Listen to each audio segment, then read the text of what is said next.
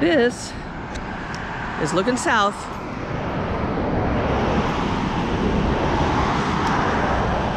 Down Heceta Beach. Tide's in, coming in. So more and more the beach is being covered. And down there is the depositional coastline. I'm standing, and you can't get this picture, from the beginning of the erosional coastline to the north.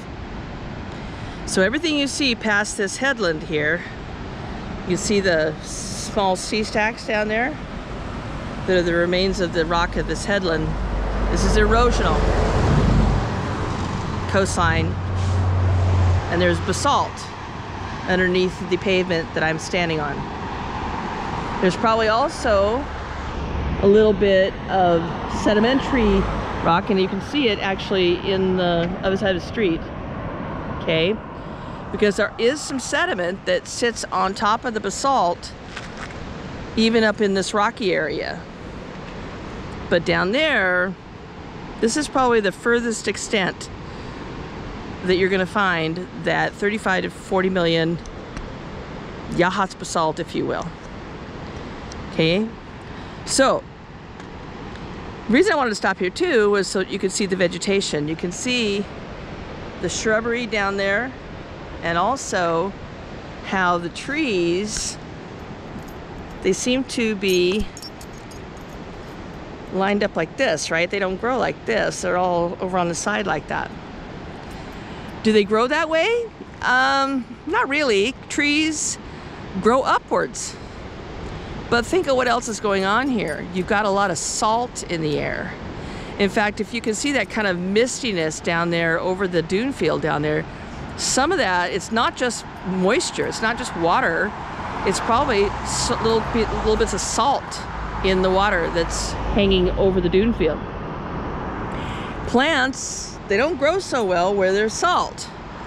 So the trees try to grow up, but then all of the little branchings that are made on this side get nipped off by the salt.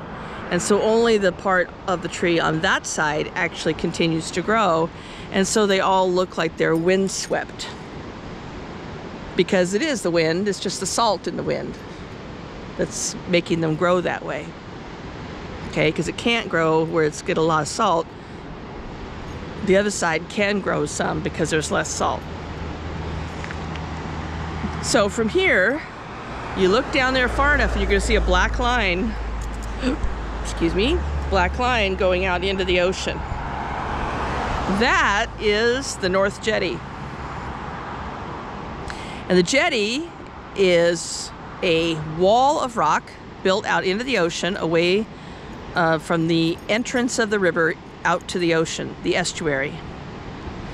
And there's another one on the other side called the South Jetty, and then boats can go in and out of that river opening between those jetty walls.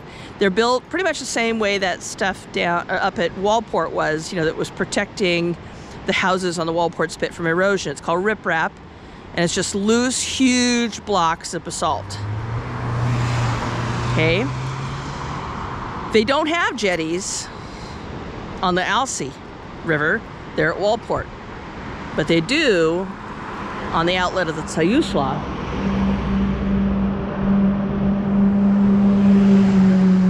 Out into the ocean. Why do they put jetties up? Well, one is to keep the opening of the river, the estuary, from migrating. Because through natural processes, it will migrate. And this way, if they put walls up, that's going to stop those natural sedimentary processes that are causing beach sand to move down the coast or up the coast, depending on where you're at on the coast. So there is a reason behind them putting those walls out there. It's not that it stops the transport. Transport's still trying to happen, but it just slows down the process so that we can have a in our lifetime, permanent opening of the river out into the ocean.